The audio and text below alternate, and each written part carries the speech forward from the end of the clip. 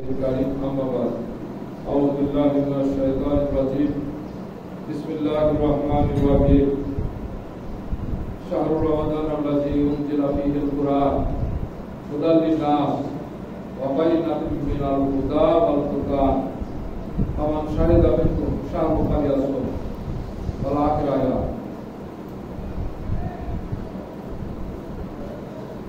আজকে 8 নম্বর কুসুমবা ইউনিয়নের 8 নম্বর ওয়ার্ড কর্তৃক আয়োজিত বাংলাদেশ জামাত ইসলামী আয়োজিত আজকের ইফতার মাহফিলের সম্মানিত পরিচালক এবং 8 নম্বর ওয়ার্ডের সভাপতি জনাব আব্দুর রাজ্জাক এবং আজকের উপস্থিত এখানে আমাদের মেহমান আব্দুল কাইয়ুম বাংলাদেশ জামাত ইসলামী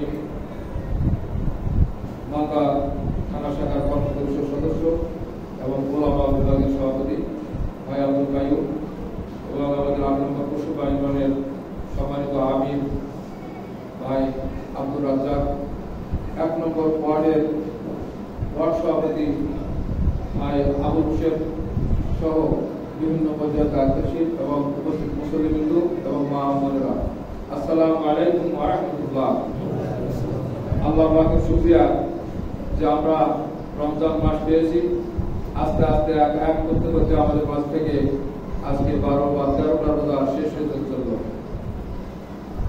উপস্থিতি যে রব্বুল আলামিন আজকের এই মহান মাসে আমাদেরকে ইফতারের পূর্ব মুহূর্তে কিছু আলোচনা শোনার এবং বলার তৌফিক দান করলেন। আমরা প্রাণ করে সেই রব্বুল আলামিনের শুকরিয়া আদায় করি, সকলে বলি আলহামদুলিল্লাহ। অতঃপর দরুদ ও তাসলিমাত বর্ষিত সেই মহামানবের উপর কবরের মৃত্যু হওয়ার সাথে সাথেই যে লোকটা ছবি পর্যন্ত দেখানো হবে, যার সুপারিশ ছাড়া আমরা জান্নাতে যেতে পারবো না, সেই মহামানবের উপর আমরা মহব্বতের সাথে দরুদ ও সালাম করি। সবাই বলি সাল্লাল্লাহু আলাইহি ওয়াসাল্লাম। প্রিয় উপস্থিতি, আমরা এই সিয়াম সাধনার মাসে, এই রমজান মাস আমরা পেয়েছি। এখানে আল্লাহ এমন একটা সুন্দর ব্যবস্থা করে দিয়েছেন আমাদের মুসলিম মিল্লাতের মধ্যে, যা অন্য কোনো জাতি বা ধর্মের মধ্যে নাই। আছে? নাই। আমাদের মধ্যে এত সুন্দর সৌহার্দ্যপূর্ণ একটা পরিবেশ আল্লাহ দিয়েছেন যে এই একটা মাস তোমরা তোমাদের জীবনের সমস্ত গুণারাশি একবারে পুরাইয়া ছাই করে দাও। রমজ শব্দের অর্থ হলো পুড়ায় দেওয়া। রমজ ধাতু থেকে রমজান মানে পুড়ায় দেওয়া, ছাই করে দেওয়া।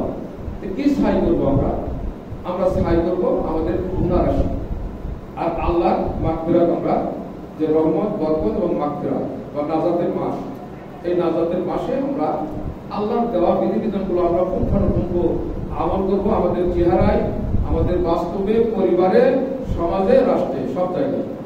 কিন্তু আমরা বর্তমান যে সমাজের প্রেক্ষাপটটা দেখতেছি তা একবার পছন্দ নয়, আমাদের নিজেদেরই পছন্দ হয় না। আপনাদের কি পছন্দ হয় না? পরিবেশটা নয়। যারা আমরা একটু নামাজ পড়ি, নামাজটার মধ্যে সহিষ্ণুতা নাই। যারা একটু রোজা করি, রোজার মধ্যে তাকওয়া নাই। এখানে বলা হচ্ছে মুত্তাকিদের জন্য তাকওয়া অর্জন করবে তারা রোজা, ইমানদার ব্যক্তিগণকে রোজা থাকার কথা বলা হচ্ছে এখানে।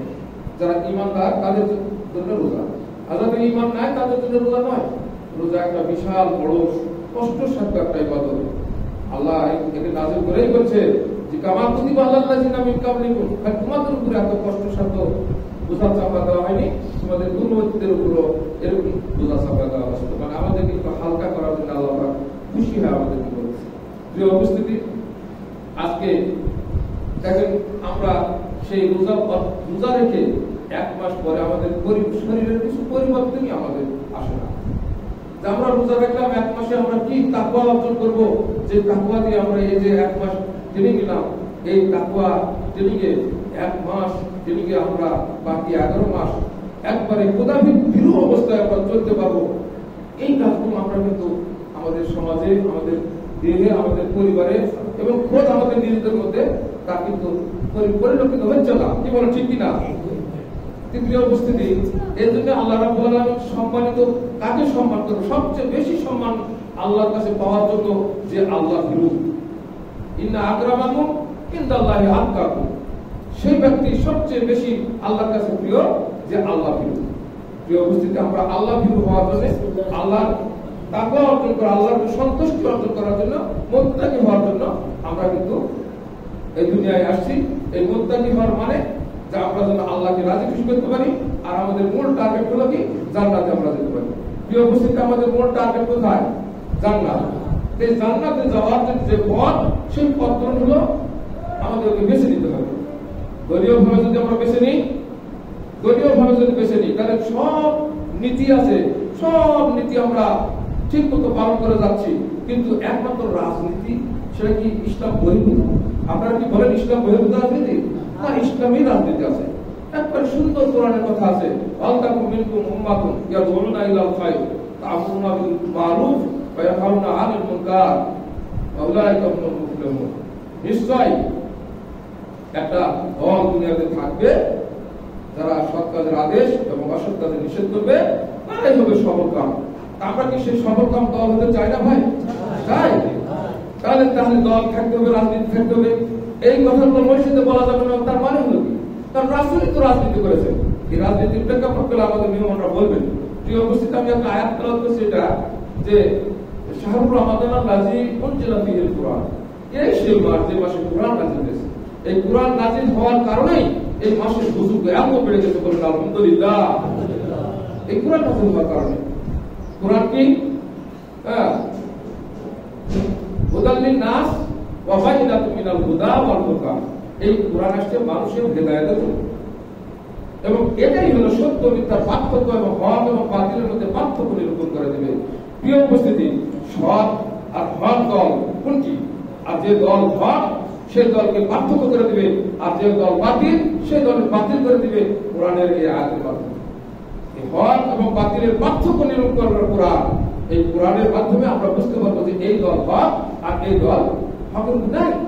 তাহলে আমরা আশেপাশে যে দলগুলো বাংলাদেশে আছে, এই দলগুলো সবগুলো মানব রচিত, তারা আইন কানুন দিয়া, তাদের আদর্শ দিয়া দল চালাবে। কি বলেন আপনারা? ঠিক, তাদের আদর্শ কিন্তু চালাবে।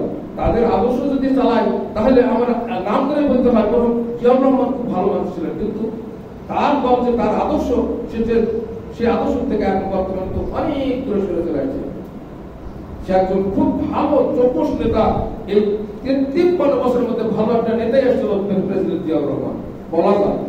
কিন্তু তার তো আদর্শ কোরআন সুন্নাহ ভিত্তিক নয়, তার নিজস্ব আদর্শকে বাস্তবায়ন করার জন্য তার একটা দল। তার নিজস্ব আদর্শ মানে মানব রচিত আদর্শ, আর ওটাই বলে বাতিল। ওটা কি বাতিল? আল্লাহ রাসূল তো বাতিলের ব্যাপারে কত কঠিন কথা বলছে।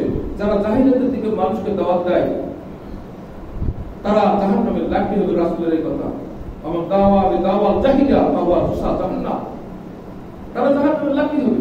সাহাবারা আদেশ করবে, হে আল্লাহ রাসূল, যদিও তারা নামাজ পড়ে, যদিও রোজা রাখে, তবুও কি? আল্লাহ রাসূল বলেন, হ্যাঁ তবু ফাওয়া মুনাফিকুন খালিসুন, নাউযুবিল্লাহ, তারাই সব খালিস মুনাফিক। প্রিয় অবস্থা, এই হক ও বাতিলের এই পার্থক্য দলের মধ্যে, নিজের বিবেকের মধ্যে চলার পথে আমরা হক ও বাতিলের পার্থক্য নির্ণয় করার জন্য কিন্তু কোরআন আসছে। কোরআন আসছে আল্লাহকে চিনার জন্য।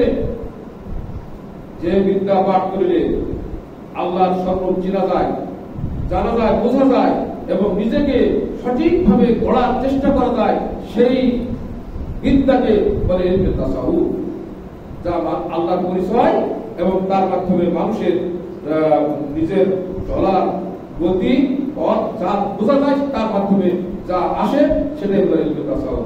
ইলমে তাসাউফ, আমরা একটা মানুষ আসলে নামাজ পড়লো, দেখা গেল, কিন্তু নামাজটা কবুল হলো কিনা, ওর ভিতরে কিছু পরিবর্তন হলো কিনা, এটা তো দেখা যাবে না। তাই কোরআনের যে ঘোষণা, কোরআনের ঘোষণা অনুযায়ী রোজা এমন একটা গোপন ইবাদত যা দেখা যায় না, এই ব্যাপারে আমার মেহমানরা বলবে, এর ফায়দা কত, ফজিলত কত, এই মেহমানরা বলবে। প্রিয় উপস্থিতি, আমার সর্বশেষ কথা হলো যে এই যে বাতিল দল যদি আমরা করি, তাহলে বুঝতে হবে আমাদের কুফরকে ভালোবাসতে হবে। ঈমান অবজ্ঞা কুফরকে ভালোবাসলে, নিজের বাপ যদি ঈমান অবজ্ঞা কুফরকে ভালোবাসে, তাহলে আমরা তার দিকে নাই।